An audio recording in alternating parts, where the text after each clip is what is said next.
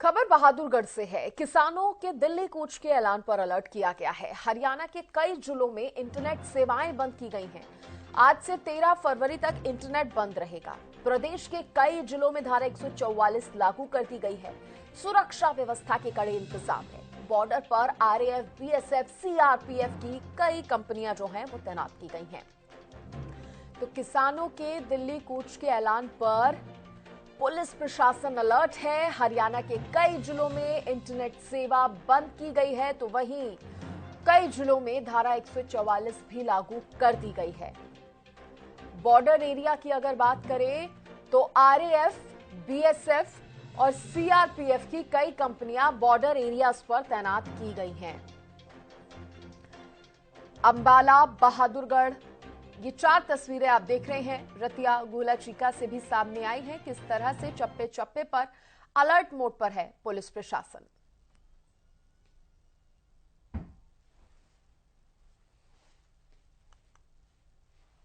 दिल्ली के टीकरी बॉर्डर पर दिल्ली पुलिस ने 5 लेयर सुरक्षा के इंतजाम कर लिए हैं। दिल्ली पुलिस ने लोहे के बैरिकेड, सीमेंट के बैरिकेड, कंटेनर और सीमेंट के भी कई तरीके के बैरिकेड लगाए हैं। साउंड सिस्टम भी नया लगा दिया गया है। सर्विलांस के लिए सीसीटीवी कैमरा भी आप देख सकते हैं। सीसीटीवी कैमरा भी सर्विलांस के लिए लगा दिया गया है। नए नए साउंड सिस्टम लगाए गए हैं ताकि अगर किसान दिल्ली के इस बॉर्डर पर आते हैं और पहले की भांति यहाँ पर दिल्ली के इस टीकरी बॉर्डर पर लगातार किसानों को आंदोलन करना पड़ता है, तो लगातार जो संवाद होगा दिल्ली पुलिस और सरकार का इस नए साउंड सिस्टम और सर्विलांस सीसीटीवी के जरिए हो सकेगा। ये जो सीमेंट कंक्रीट के बैरिकेड देख रहे हैं आप, मोटे मोटे बड़े भारी बैरिकेड है जिनको क्रेनों की सहायता से बमुश्किल उठाया गया है। ये बैरिकेड किसानों के ट्रैक्टर ट्रॉलियों के बढ़ते कदमों को रोकने के लिए हैं। और जो लोहे की जो बैरिकेड है उनके ऊपर जो कंटीले तार लगाए गए हैं, ये कंटीले तार भी इसलिए ताकि किसान लोहे के बैरिकेड को पार करके या इनको कूद फांद करके आगे दिल्ली में प्रवेश ना कर पाए। लगातार इस तरह के इंतजाम दिल्ली पुलिस की तरफ से किए गए हैं। दिल्ली पुलिस और हरियाणा पुलिस दोनों सतर्क हैं। ये जहाँ पर जो तस्वीरें देख रहे हैं ये दिल्ली का इलाका है, इससे ठीक पहले हरियाणा का इलाका है और हरियाणा के उस इलाके में भी लोहे के बैरिकेड लगाए गए हैं, कंटेनर खड़े किए गए हैं। ये कंटेनर और लोहे के बैरिकेड 5 लेयर सुरक्षा का इंतजाम इसलिए किया गया है ताकि किसी भी कीमत पर किसानों के बढ़ते कदमों को दिल्ली में आने से रोका जा सके। हालांकि हरियाणा पुलिस ने हरियाणा और पंजाब के बॉर्डर्स पर भी काफी सख्त सुरक्षा व्यवस्था के इंतजाम किए हैं और उनको दिल्ली या हरियाणा के अंदर, हरियाणा की सीमा के अंदर पंजाब के किसानों से घुसने से रोकने की व्यवस्था है और हरियाणा के किसानों को आगे दिल्ली की तरफ बढ़ने से रोकने की व्यवस्था भी प्रशासन ने की है। लेकिन व्यवस्था पहले भी की थी और किसानों के बढ़ते कदमों को दिल्ली पुलिस प्रशासन और सरकार रोक नहीं पाई थी। अब देखना यह होगा कि क्या इस बार किसानों के बढ़ते कदमों को Haryana police, Delhi police, Punjab police या केंद्र सरकार रोक पाती है या नहीं। Praveen Kumar Dhankhar, Haryana news, Tikri border.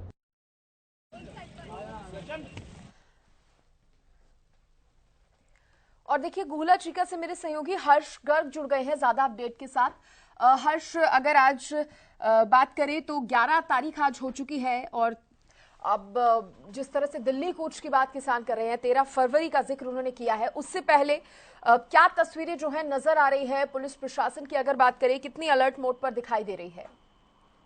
जी बिल्कुल सृष्टि, देखिए इस समय मैं कैसल पटियाला स्टेट हाईवे पर मौजूद हूँ। पंजाब हरियाणा बॉर्डर है, यहाँ पर एक और पंजाब है, दूसरी ओर हरियाणा का गुहला चीका पड़ता है। और इसको लेकर लगातार जो 13 फरवरी का कूच का ऐलान किया गया उसके बाद से ही जो हरियाणा सरकार है, पुलिस प्रशासन है, पूरी तरह अलर्ट है। पीछे की तस्वीरें आपको दिखाना चाहूंगा।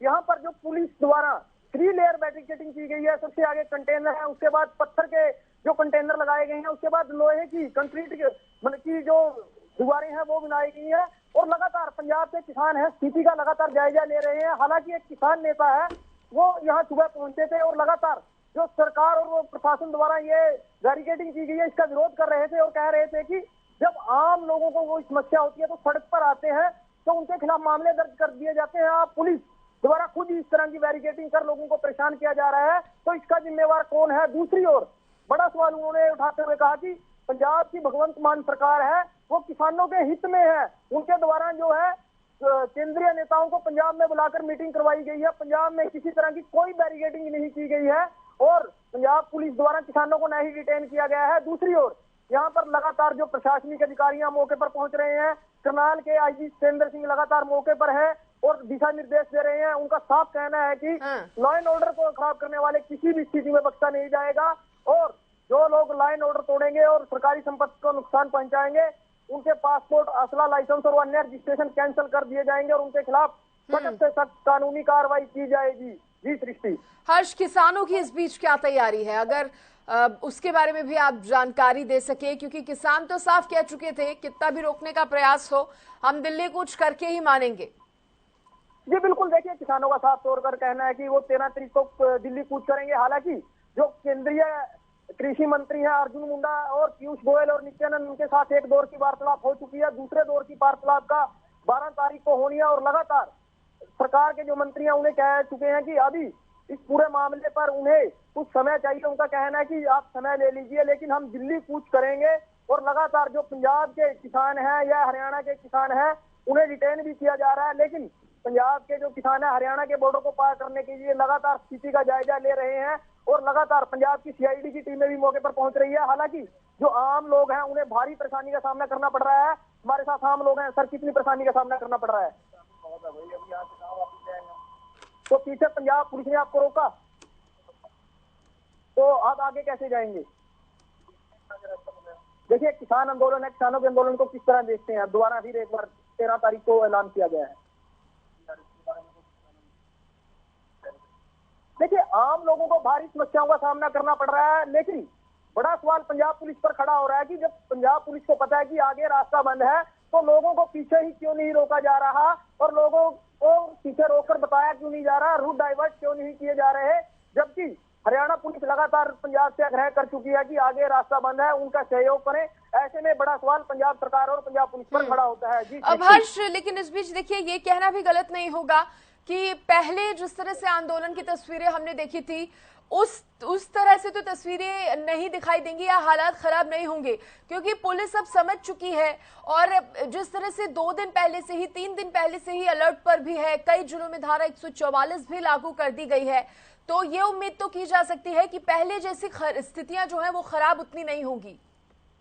जी बिल्कुल सृष्टि, इस बारे हरियाणा के डीजीपी शत्रुजीत पुर द्वारा कल पंजाब की सीमा से जो भी हरियाणा के बॉर्डर लगते थे वहां पर निरीक्षण किया गया है। अधिकारियों को साफ दिशा निर्देश दिए गए हैं कि किसी भी सूरत में जो आंदोलनकारी हैं उन्हें आगे नहीं जाने देना है। और हरियाणा के 12 जिलों में धारा 144 और 7 जिलों की इंटरनेट सेवाएं बंद कर दी गई है।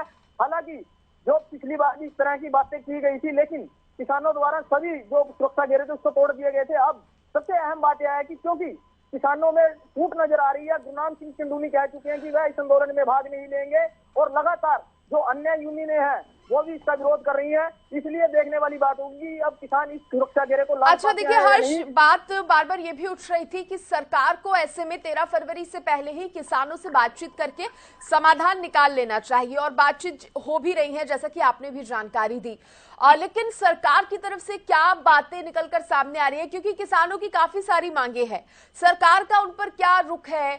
क्या ऐसा हो सकता है कि कुछ मांगे मान ली जाए, बाकियों पर बाद में विचार हो, किसी तरह से जो 13 फरवरी को दिल्ली कूच का प्लान है किसानों का उसको रोका जा सके? देखिए सरकार का भी सकारात्मक मूड है कि इलेक्शन का दौर है, लोकसभा इलेक्शन पास है, किसी तरह का आंदोलन ना हो। सरकार के 3 मंत्रियों ने पंजाब में किसान नेताओं से मीटिंग की, हालांकि उनके द्वारा कुछ समय मांगा गया था। अब 12 तारीख को जो है मीटिंग होनी है और लगातार इस बीच भगवंत मान का पंजाब के मुख्यमंत्री है उनका बयान आता है कि ये मांगे नहीं है किसानों की, ये कमिटमेंट है सरकार द्वारा। जब पिछला आंदोलन हुआ था तो कमिटमेंट की गई थी। अब इसी दौर को लेकर दूसरे दौर की वार्तालाप 12 तारीख को होनी है और लगातार अब देखने वाली बात होगी कि किसान नेता किस बात पर अड़ते हैं। उनकी मुख्य मांग है एमएसपी पर कानून। दूसरी ओर हरियाणा के मुख्य नेता है गुरनाम सिंह चंदूनी, वो कह रहे हैं कि जब पिछला आंदोलन हुआ था तो 3 कानून वापिस लेने की बात हुई थी, एमएसपी पर कानून बनाने की मांग को लेकर जब उन्होंने उठाया था तो मीटिंग में इस बात को उनकी तवज्जो नहीं दी गई थी। लेकिन इस पर बड़ा सवाल गुरनाम सिंह चंदूनी जो यहाँ की जत्थेबंदियां जारी है उन पर खड़ा कर रहे हैं। जी ठीक है हर्ष, चलिए बहुत शुक्रिया, आप जुड़े, तमाम जानकारी आपने दी। फिलहाल देखिए एक बार फिर से किसानों ने वही तरीका ढूंढा है जिस की तस्वीरें हमने पहले भी देखी थी और आंदोलन के जरिए अपनी बात मनवाने के लिए किसान जो है यहाँ पर तैयार है। देखने वाली बात होगी कि कितनी जल्दी किसानों और सरकार के बीच सहमति बन पाती है।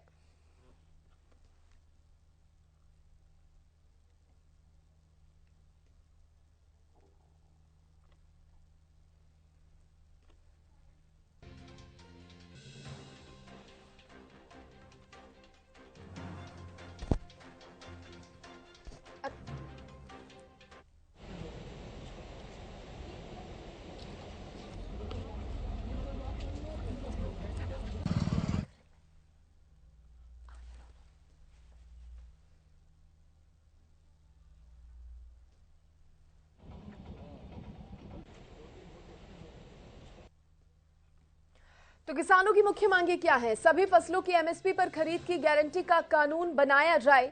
किसानों की मुख्य मांगों में ये शामिल है। एमएसपी स्वामीनाथन आयोग के C2+50% फॉर्मूले के अनुसार एमएसपी तय होनी चाहिए। मुख्य मांगों में एक मांग ये भी है कि देश के किसानों और मजदूरों की पूर्ण कर्ज माफी की जाए।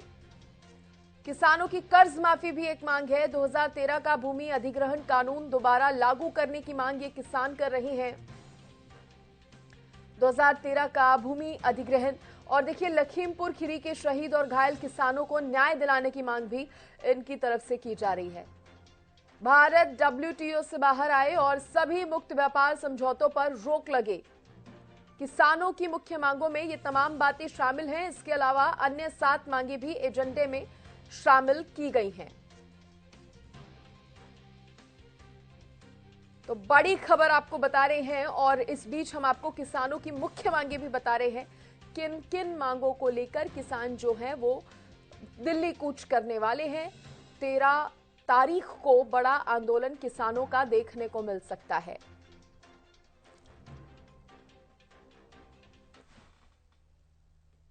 चल रही है, अभी प्रोग्रेस नहीं है क्योंकि आगे जाके आपको पता चलेगा। तो मैडम हरियाणा पुलिस द्वारा और प्रशासन द्वारा लगातार जो रूट डाइवर्ट कर दिए गए हैं और लोगों को दिशा निर्देश भी दिए जा रहे हैं। समस्या पंजाब की तरफ से देखने को आ रही है, वहाँ पर किसी तरह की कोई बैरिकेडिंग नहीं, ना पंजाब पुलिस लोगों को बैरिकेडिंग की गई है और ना ही दिशा निर्देश दे रही है। लोग यहाँ से परेशानी का सामना करना पड़ रहा है। तो ऐसे में पंजाब एडमिनिस्ट्रेशन से किस तरह का कोऑर्डिनेशन है? अभी मैं इसके बारे में कमेंट नहीं कर सकती, पता करके